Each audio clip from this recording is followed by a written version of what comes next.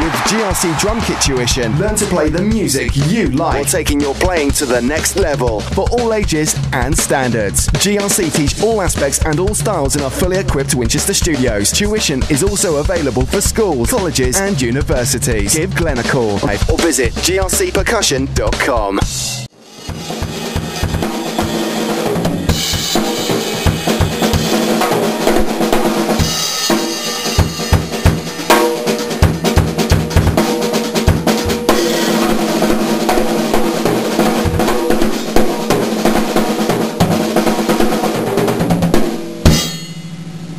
My name is Glenn Clarke with GRC Drum Kit Tuition, based in Winchester, Hampshire, which is in the UK.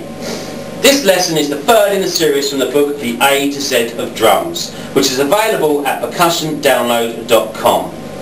In lesson 1 we looked at our basic stick control. In lesson 2 we looked at building our very first rhythm. In lesson 3 we're going to look at reading drum music.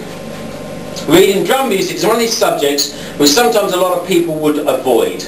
But at the same time, in my thoughts and a lot of other thoughts, it's going to give you ways to be able to learn quicker and have something to look back on to remind you of what you've done. It's not something you have to be doing all the while, but it's going to enhance your playing. The same thing goes for people who just read drum music and they do not learn how to improvise. It must be a mix of the two, which will improve your playing. Now, if we look at the A to Z of drums, and I've turned to page 9 of the A to Z of drums, which is using quavers within our music.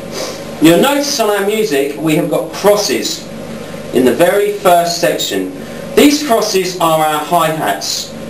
And when we played and built our very first rhythm on the drum kit, we played 8 hi-hat beats. I asked you to count 8 hi-hat beats and play them with me, which is 1, 2, 3, 4, 5, 6, 7, 8. The hi-hat is seen in music as crosses. This can also be used for the ride cymbal, but for this subject we're going to use it as hi-hats. Okay, normally if they want us to play it as a ride cymbal, you will actually see R-Sim. R-C-Y-M written, and that was be telling you it wants you to play out on the ride cymbal. Some riders will actually slightly raise the crosses to tell you they want to play it on the ride cymbal. But in my case we are using the crosses to make it simpler, just as our hi-hats, or it will be indicated on the ride cymbal later. I want you to imagine that each one of these hi-hats is like a mirror. When we look in a mirror, we see a reflection. So in the music, it's telling us it wants us to play another note at the same time as we hit our hi-hat. The note we're going to play is in the very first space on the music at the bottom, and it's indicated by a black dark note with a tail going downwards. These notes on that space, and there's always going to be in these spaces, are bass drums. The bass drum will always be recognised in the very first space on the music at the bottom. So on our very first hi-hat it's telling us to play the bass drum with it. So on number 1. You'll also then notice that on the next hi-hat there's nothing underneath it. So exactly play nothing with it. So if I was counting up to that point there, I would go 1 and I have actually said the and quietly for that hi-hat, so it indicates where the beat is. 1 and. On the second beat of the bar, you'll notice that we have got another note coming in as a crotchet, a black dark note. The crotchets, remember, are worth 1 whole beat when we play. The third space up is the snare drum. So when we see that on the third space up, we always know that it wants you to play it on the snare drum. So you'll see on that second beat of the bar, we have got the snare drum, remember the mirror image of the hi-hat coming on with the hi-hat. So that's going to go 2 and on to the next hi-hat. Then you will notice on the third beat of the bar you can see the proper mirror image of 2 notes underneath each other and above each other. This is telling us it's the same again, it wants us to play them at the same time. 3 and I counted them out as loud as I did before.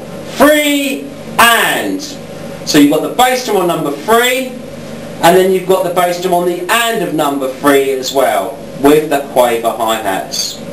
On number 4 we are indicating another snare drum with that hi-hat there, and then a hi-hat by itself at the end. So if I'm counting that along, it would go 1 and 2 and 3 and 4 and.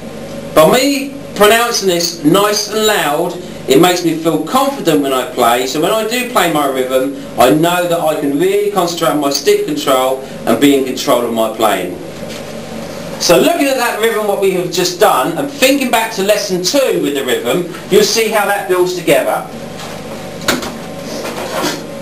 1 and 2 and 3 and 4 and.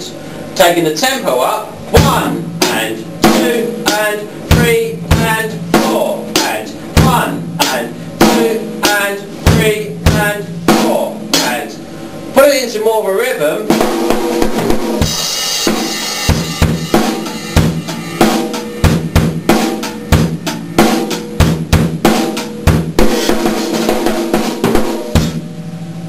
And that's the end of lesson 3, basic reading using quavers and crotchets. Thank you for listening. Don't forget to log on to grcpercussion.com to pick up your copy of the A to Z of drums with CD.